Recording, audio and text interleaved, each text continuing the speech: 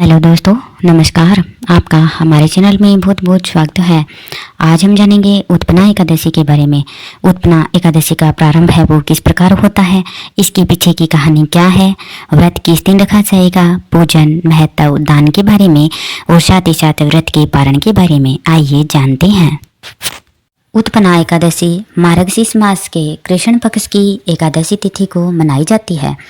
इसे भगवान विष्णु की उपासना के लिए श्रेष्ठ माना जाता है।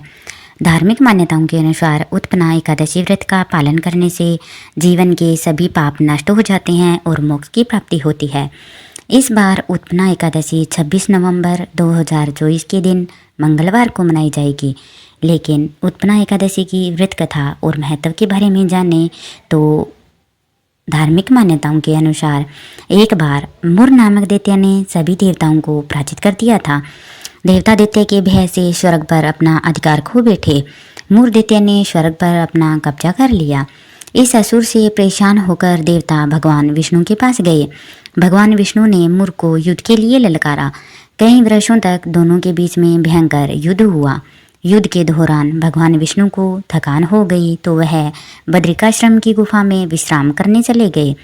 जब वह इसकी भनक मुर दैत्य को लगी तो वह गुफा में चला गया और भगवान विष्णु पर हमला करने की कोशिश की। धार्मिक मान्यता है कि भगवान की योग निद्रा से एक दिव्य शक्ति प्रकट हुई जिसने मुर का वध कर दिया। यह शक्ति एकादशी के नाम से प्रसिद्ध हुई। इसी मान्यता और घटना के बाद से भगवान विष्णु ने एकादशी को अपने भक्तों का कल्याण करने वाला व्रत घोषित किया। उत्पन्ना एकादशी का महत्व धार्मिक और आध्यात्मिक दोनों दृष्टि से बहुत ही अधिक माना गया है। मान्यता है इस दिन व्रत रखने से भगवान विष्णु प्रसन्न होते हैं, वही अपने भक्तों के हर प्रकार के कष्टों से मुक्त करवाते हैं। यह व्रत पुण्यकारी और पापों का नाश करने वाला होता है।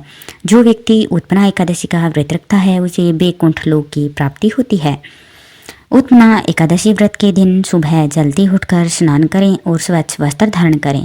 भगवान विष्णु का ध्यान करें और व्रत का संकल्प लें। इसके बाद पूरे दिन उपवास करें, साथ ही विष्णु सहस्त्र नाम का पाठ करें। अगले दिन द्वादशी को ब्राह्मणों को भोजन कराकर व्रत का पारण करना चाहिए। धार्मिक मान्यताओं के अनुसार उत्पन्ना एकादशी व्रत आध्यात्मिक साधना और भगवान विष्णु की कृपा पाने का अद्भुत माध्यम है। यह व्रत न केवल पापों का नाश करता है बल्कि जीवन में शांति समृद्धि का आगमन भी करता है। जो भी साधक इस व्रत को विधि पूर्वक और भक्ति के साथ करते हैं उसे विष्णु भगवान बहुत ही अधिक प्रसन्न होते हैं। अगर आप ही उत्पन्ना एकादशी का व्रत रखते हैं तो इससे संबंधित कुछ उपाय भी किए जा सकते हैं जिससे कि विष्णु भगवान आपको धन दौलत बाधा बरकत अवश्य ही दें। उत्पन्ना एकादशी के व्यापार में वृद्धि के लिए उत्पन्ना एकादशी के दिन पीले रंग के फूलों को चढ़ाने से भगवान विष्णु प्रसन्न होते हैं और कारोबार में तरक्की के योग बनते हैं। वहीं घर में दरिद्रता दूर करने के लिए इस एकादशी के दिन सुबह और शाम को तुलसी के पेड़ के नीचे घी का दीपक जलाएं और लक्ष्मी चालीसा का पाठ करें। इसके अलावा पूजा में 11 तुलसी के पत्तों का भोग लगाएं जिससे कि दरिद्रता दूर होती है। अगर घर में बहुत ही ज़्यादा क्लेश हो रहा होता है तो इस एकादशी के दिन घर में दक्षिणावर्ती शंख की स्थापना करें। ऐसा करने से गृह क्लेश से मुक्ति मिलती है। धन से जुड़ी समस्याओं से मुक्ति पाने के लिए एकादशी के दिन भगवान विष्णु के सामने 9 मुखी दीपक के साथ एक अखंड ज्योति जलाएं। ऐसा करने से घर में सकारात्मक ऊर्जा बढ़ती है और साथ ही माँ लक्ष्मी का आशीर्वाद भी बना रहता है। इस प्रकार भगवान विष्णु बहुत ही ज़्यादा प्रसन्न होते हैं। इसके साथ ही आप इस दिन गरीब लोगों में अन्न, धन और वस्त्र का दान भी कर सकते हैं। पूजा के अंत में भगवान विष्णु को फल और मिठाई समेत प्रिय भोग अर्पित करें। भोग में तुलसी के पत्ते जरूर होने चाहिए। इसके बाद भजन कीर्तन करें और भगवान विष्णु के मंत्रों का जप भी कर सकते हैं। इस मुहूर्त में व्रत का पारण अवश्य करें। एकादशी व्रत का पारण अगले दिन यानी द्वादशी तिथि में किया जाता है।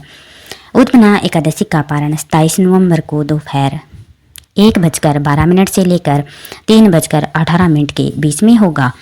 इसी प्रकार यह जानकारी संपन्न होती है। अगर आपको यह वीडियो अच्छी लगी हो तो प्लीज़ हमारे चैनल को लाइक करें और सब्सक्राइब करें। बहुत बहुत धन्यवाद।